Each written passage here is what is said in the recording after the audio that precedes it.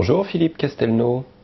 Bonjour. Vous êtes enseignant-chercheur en finance à Télécom École de Management et l'école organise avec l'Université Paris-Descartes le 8e congrès international de l'ADERS qui aura pour thème RSE et gouvernance mondiale. Pouvez-vous tout d'abord nous expliquer ce qu'est l'ADERS ainsi que nous parler de la notion de RSE?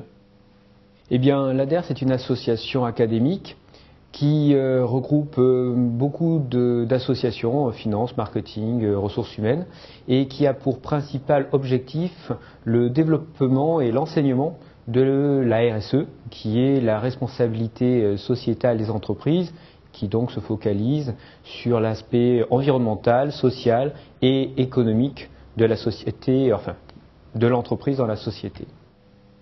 Votre colloque réunit des universitaires, donc outre Télécom École de Management et Paris-Descartes, on retrouve l'Université Paris 1, Panthéon-Sorbonne, le CNAM, HEC, l'ESSEC. Mais il y aura aussi des grandes entreprises telles que Danone, Renault, Carrefour. Alors pourquoi ces entreprises sont-elles là? Quel est l'objectif de cette rencontre entre universitaires et scientifiques? Eh bien, tout simplement parce que pour l'entreprise, il est de plus en plus important, de plus en plus vital de prendre en considération la responsabilité sociétale des entreprises, parce que nous nous sommes rendus compte qu'après 80 ans de pratiques mettant en avant l'actionnaire uniquement, il fallait tenir compte, en fin de compte, des autres partenaires que sont les salariés, les fournisseurs, les clients. Et donc, les entreprises mettent en place des process qui permettent justement de mettre en avant ces paramètres environnementaux, sociaux et économiques.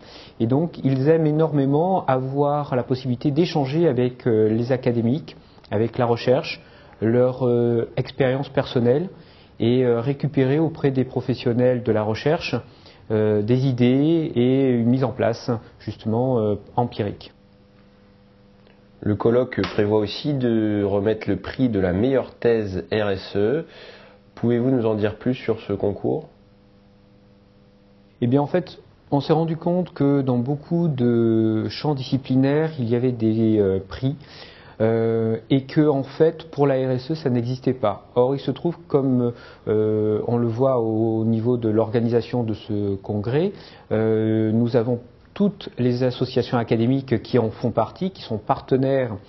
Et on considère qu'il est important de mettre en avant justement les thèses qui sont faites en RSE pour cela. Nous avons fait un partenariat avec Novetic et donc on aura un prix pour le premier à la meilleure thèse qui sera de 500 € versé donc par Novetic en partenariat avec l'ADERS pour remettre ce prix. Les deuxième et troisième prix auront 300 € chacun. Justement, le but étant de favoriser, de mieux faire connaître et d'aider ces chercheurs dans le champ de la RSE. De façon générale, est-ce que selon vous, l'entreprise responsable, c'est-à-dire celle dont la gouvernance est impactée par la RSE, cette entreprise-là peut-elle réussir dans notre économie de marché? Oui, j'aurais peut-être pas dit la même chose il y a 5 ans, mais actuellement tout à fait. Parce que la finance, la rentabilité financière, et c'est un professeur de finance qui parle, la rentabilité financière n'est plus le seul paramètre à prendre en considération pour les investisseurs, mais également le fait qu'une entreprise ait décidé d'investir de son temps, de son personnel et de son argent dans son impact sur le social, sur l'environnemental et même sur le tissu économique proche dans lequel elle baigne. Et donc il est parfaitement possible et même c'est d'actualité, hein, c'est même plus une hypothèse, l'entreprise vit dans notre société en étant tournée sur le RSE. Merci Philippe Castelnau. Merci Tristan.